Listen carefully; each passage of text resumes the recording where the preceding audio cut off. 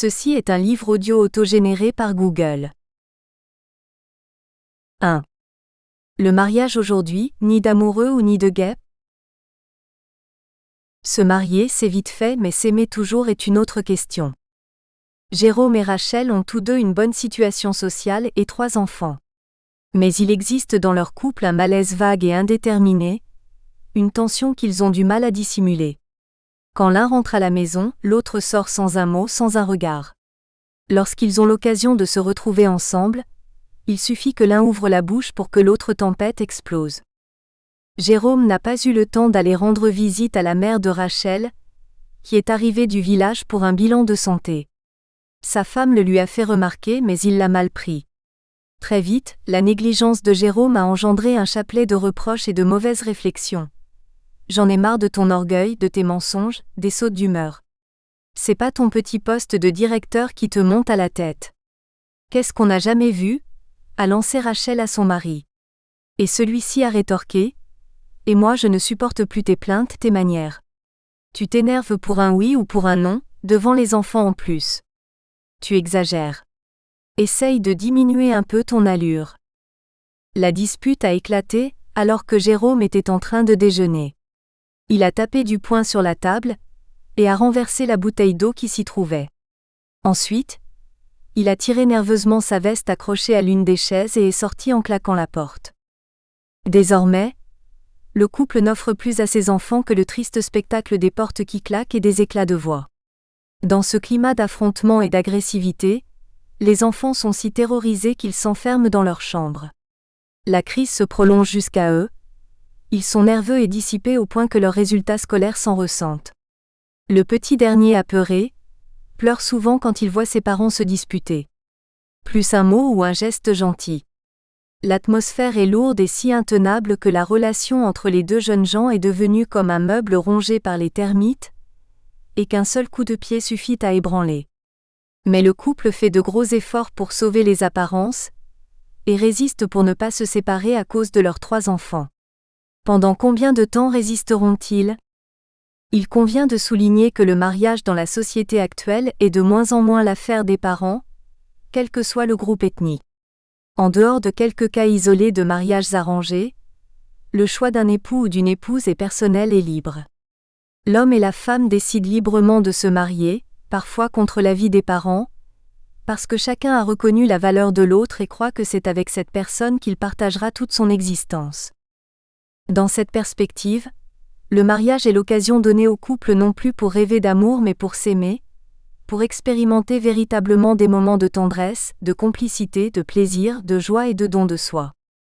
Il est des conjoints qui sont admirablement parvenus à créer cet environnement conjugal palpitant, ce nid d'amour en se témoignant une affection et un respect mutuel, et en essayant d'instaurer la discussion, le dialogue, l'ouverture au sein de leur couple. Conscient du fait que tout ménage peut battre de l'aile à un moment donné, ils ne laissent pas les problèmes les dominer et ne ménagent aucun effort pour dépasser toute tendance égoïste en assumant leurs responsabilités respectives à tous les niveaux. On éprouve un réel plaisir à côtoyer ce type de couple qui représente un modèle d'entente, de complicité et de paix. Malheureusement, les ménages qui vivent dans un climat de tendresse, de gentillesse et de stabilité deviennent de plus en plus rares. L'expérience montre qu'il existe dans le monde d'aujourd'hui un nombre élevé de couples brisés qui connaissent une grande détresse affective et dont la relation conjugale n'est plus qu'une coquille vide. Pas de joie de vivre, pas de complicité en dépit d'une famille nombreuse. Le manque de chaleur affective est tel dans ces ménages qu'il y a un froid presque polaire entre les époux qui se parlent à peine. D'autres couples vivent presque dans une logique permanente de guerre, de violence.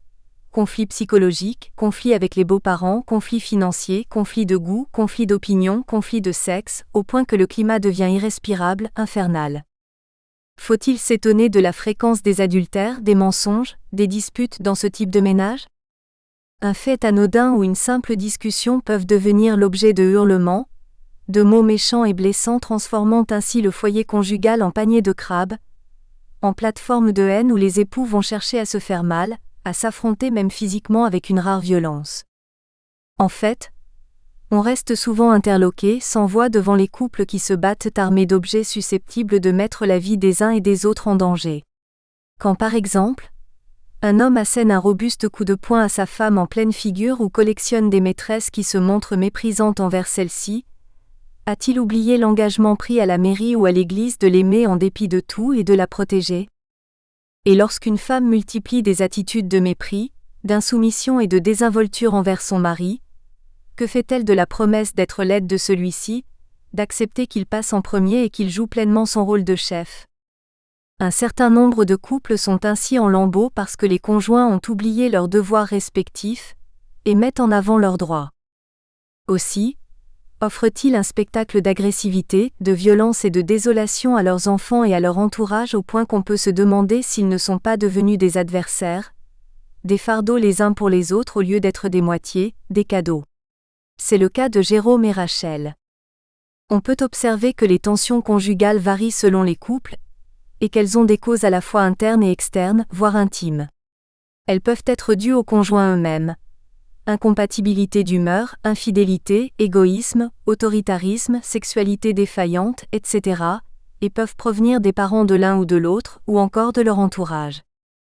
Dans cet univers marqué par la violence, l'amertume et la lassitude, il règne une distance et un froid polaire tel entre les époux qu'on peut parler d'une sorte de solitude, d'enfer à deux. Les femmes semblent plus souffrir d'une vie conjugale brisée que les hommes qui, très souvent, pour oublier le climat maussade et irrespirable du foyer conjugal, passent leur temps dans des bars, des boîtes de nuit ou dans les bras d'autres femmes. Tandis que les femmes transfèrent toute leur affection sur leurs enfants auprès desquels elles trouvent réconfort et refuge. Certaines se tournent vers les féticheurs ou vont pleurer sur l'épaule de leurs amants. Il faut tout de même dire qu'en dépit des pressions sociales, familiales ou d'autres facteurs qui peuvent fragiliser leur ménage, l'homme et la femme peuvent décider d'y faire face en reconnaissant et en réparant leurs erreurs. N'y a-t-il pas des choix essentiels à faire, des idées à avoir pour la bonne marche du couple et pour que l'amour ne soit plus un sentiment dont on se contente de rêver quand on voit les autres dans les films ou dans la réalité?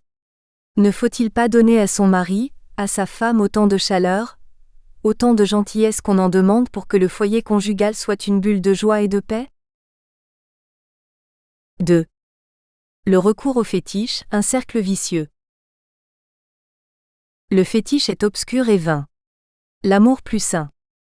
Le foyer de Sandrine battait de l'aile depuis 6 mois.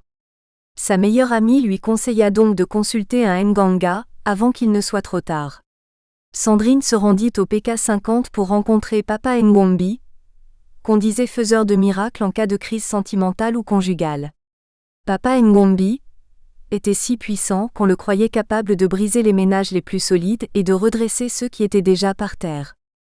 Sandrine, bien décidée à reconquérir son mari et à améliorer la situation dégradante de son couple, demanda un découvert de 300 000 francs à son gestionnaire et emprunta la première occasion pour le PK50. Elle paya 150 000 francs de frais de consultation ainsi que quelques articles, 2 pagnes, de whisky, 2 seaux neufs, 2 bougies que le féticheur avait dans son échoppe. Papa Ngombi lui révéla ensuite que son mari avait une maîtresse qui était à l'origine de leurs problèmes. Elle avait eu recours au service d'une Nganga pour que le mari de Sandrine se détache d'elle, ne la désire plus et la voie comme un pagne noir. Il ajouta que si Sandrine n'était pas vite allée le consulter, cette fille aurait réussi à démolir son ménage. Il recommanda ensuite à Sandrine de revenir le week-end avec un des slips de son mari et le sien propre, 2 cheveux de son mari et les siens ainsi que 2 œufs. Sandrine s'empressa de repartir chez Papa Ngombi, quelques jours plus tard. Ce dernier fit des incantations sur les cheveux et les slips, et ordonna à Sandrine d'aller déposer les 2 œufs au petit cimetière à minuit derrière sa case, sur une tombe de son choix en récitant une formule magique. De la même manière que le mort ne peut se séparer de la terre, mon mari ne peut se séparer de moi.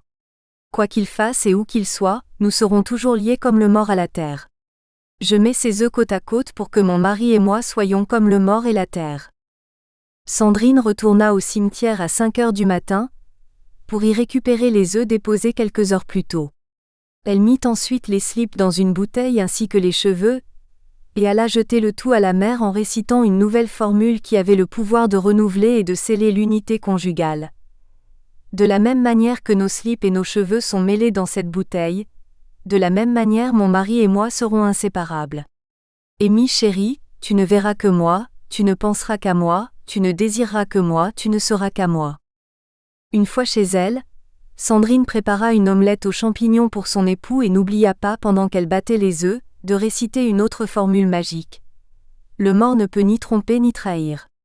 Autant le mort est collé à la terre, autant Amy sera collée à moi après avoir mangé cette omelette. Les fétiches de Sandrine semblèrent marcher pendant environ 3 mois, car son mari ne découcha plus, et on ne le revit plus en compagnie de sa maîtresse.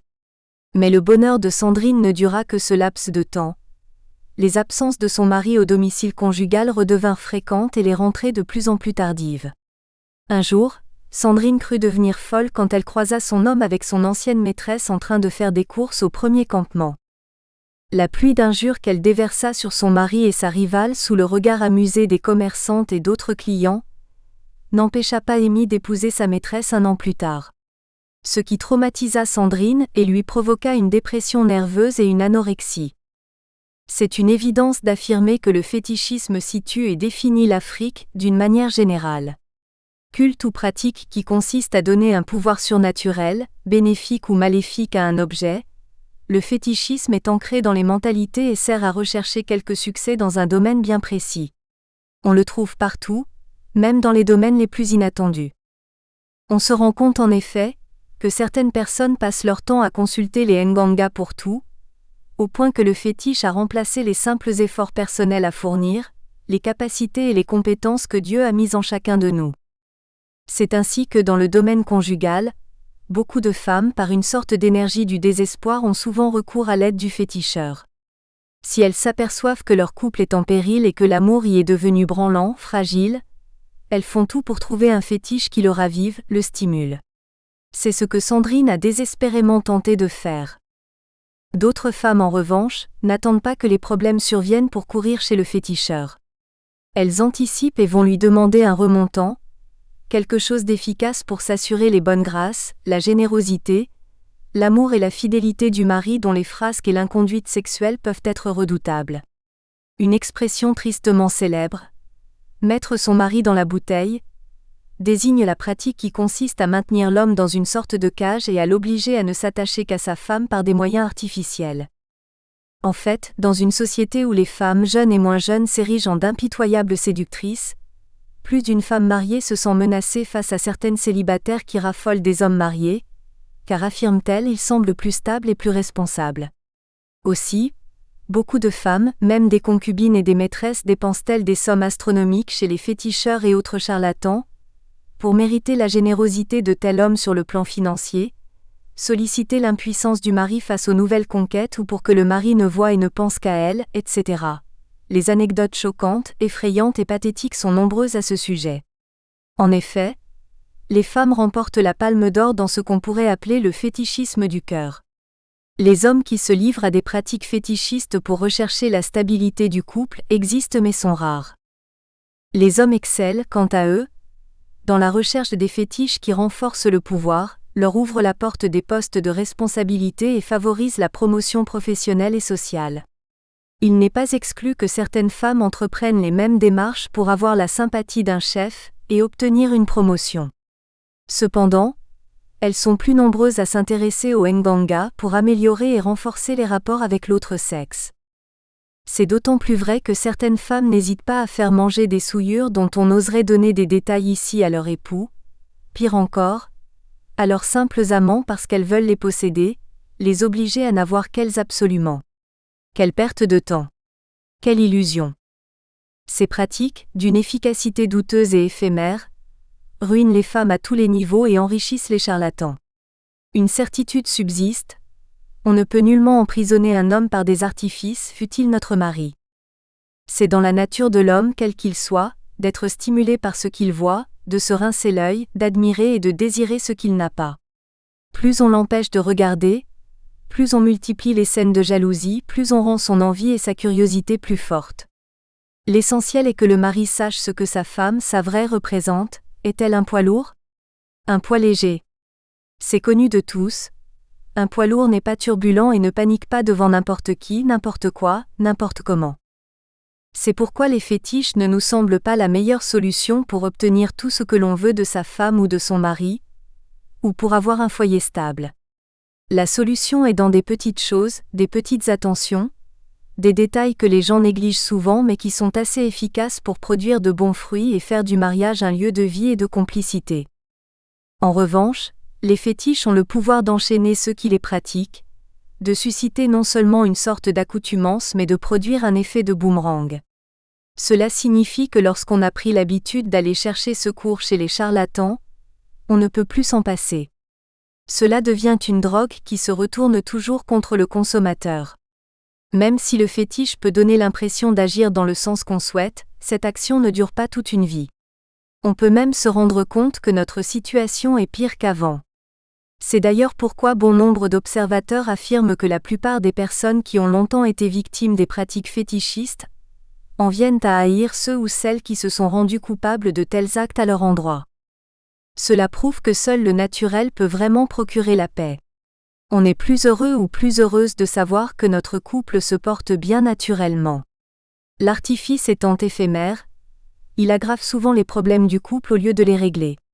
Pouvait-on imaginer un instant le remariage d'Amy, après les incantations redoutables formulées par Sandrine ? Pourtant, il existe des erreurs et des comportements à éviter de peur que le couple ne fasse naufrage. Que faire alors pour embellir, raviver, donner de l'ardeur, de l'élan à notre couple sans féticher ? 3. 28 clés pour entretenir son couple. Il n'y a pas de recette miracle pour entretenir et réussir son couple. C'est un engagement bilatéral qui implique concession, sacrifice et surtout bonne volonté qui sont autant d'ingrédients pour vivre une union harmonieuse. 1. Se préparer au mariage, une nécessité absolue. Rien ne sert de courir, il faut partir à point. Aloïse, 30 ans, a épousé Sandra, 25 ans, un an après leur rencontre en dépit des réserves de leurs parents.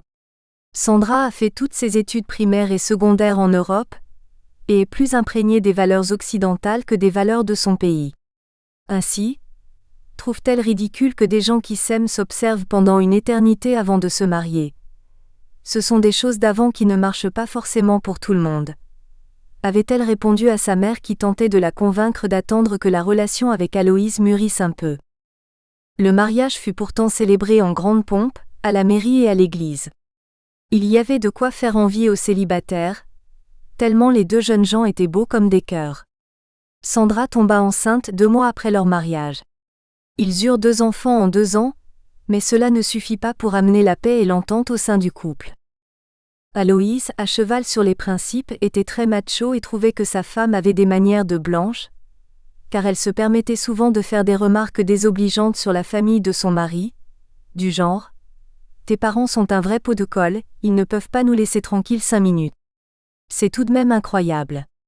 Sache qu'il y a une différence entre le tourisme et l'immigration. En plus de cela, pourquoi ce serait nous qui devrions nous charger d'élever les enfants des autres ? Ce n'est pas écrit Mère Teresa sur mon front. Tout ça commence à me saouler. Aloïse rétorquait, laisse mes parents tranquilles. Si toi tu es une blanche, moi je ne suis pas un blanc. Je respecte suffisamment tes parents, tu dois aussi respecter les miens. Ils ont le droit de venir me rendre visite. C'est quand même chez moi ici après tout. Vexée, Sandra répondait à son mari. Ok, j'ai compris. Tu veux me montrer que j'ai rien à dire lorsque tes parents viennent chez nous sans avertir, ouvrent mon frigo et se servent sans mon autorisation. Un de ces 4, je te laisserai avec tes parents et je me casserai, y en a marre. Pour Sandra, Aloïse est un villageois, un homme aux manières grossières, un égoïste qui pense plus à défendre les intérêts de ses parents que ceux de son couple. Aloïse confiait à son tour à qui voulait l'entendre qu'il aurait dû écouter les conseils de ses parents avant de s'engager, car tout bien réfléchi, sa femme est comme une écharde dont il ne sait comment se débarrasser. Insultes, bagarres, actes d'infidélité sont devenus si fréquents entre Aloïse et sa femme que le divorce semblait la meilleure solution. Mais lorsqu'ils pensaient à leurs enfants et au mariage contracté à l'église, ils ne pouvaient prendre une telle décision. Pour Sandra, son mariage n'a été qu'une grosse connerie. Aussi, s'en voulait-elle de ne pas s'être rendue compte assez vite que son mari n'était qu'un PAUV con, une chiffe molle incapable de dire non à ses parents. Il importe d'abord de rappeler que l'amour, qui est la disposition à vouloir le bien de son prochain, de son mari ou de sa femme, doit être le fondement, la base même du mariage. En effet, l'amour constitue à notre avis le meilleur remède qui permettra au futur couple de triompher des turbulences, du temps qui passe, des agressions extérieures. Nous appuyons ainsi cette belle affirmation extraite de Cantique des Cantiques. Les grandes eaux ne peuvent éteindre l'amour et les fleuves ne le submergeraient pas. Cela signifie en clair que l'amour est une force, une puissance qui triomphe de tout. Quand on aime vraiment, on a toute la patience qu'il faut, on éprouve même la plus grande joie de donner, de se donner, de rendre sa conjointe ou son conjoint heureux. Ainsi, faire le bonheur de son mari ou de sa femme devrait être la motivation première de celle ou de celui qui s'engage dans le mariage. Or, beaucoup de mariages sont brisés au bout de quelques années parce que chacun des conjoints recherche son bonheur, oubliant que le mariage n'est pas une voie à sens unique, il est le rendez-vous du donner et du recevoir. Le bonheur qu'une femme attend de son mari, ce dernier l'attend aussi de sa femme. Se marier, c'est alors s'engager à rendre l'autre heureux ou heureuse en posant sans compter des actes qui font plaisir, plutôt que d'attendre passivement et égoïstement son propre bonheur. Se marier, c'est prendre la décision de faire à son mari, à sa femme ce que nous voudrions qu'il ou qu'elle nous fasse, et nous verrons que les choses seront plus simples et plus durables. En fait, le mariage, nous l'avons souligné plus haut, a été créé pour l'équilibre des conjoints. Aussi, est-il fondamental de s'assurer avant le mariage qu'on connaît suffisamment son ou sa fiancée, ses attentes, ses aspirations, ses défauts et qu'on peut les supporter toute sa vie. En effet, beaucoup oublient que le mariage n'a rien à voir avec la cérémonie devant le maire, le prêtre ou le pasteur. C'est après, dans la vie de tous les jours qu'il se pratique, se vit. Le mariage a tellement d'exigences et d'impératifs qu'il faut bien réfléchir avant de s'y engager. Monsieur, madame, quand on rate son mariage, c'est notre vie tout entière qui en est affectée. Ne se marie donc pas qui veut, mais qui peut. D'où la nécessité d'être outillé, armé sur tous les plans. Nous osons affirmer. Nous espérons que vous avez apprécié cet aperçu. Pour continuer à écouter ce livre audio sur Google Play Livres, utilisez le lien dans la description de la vidéo.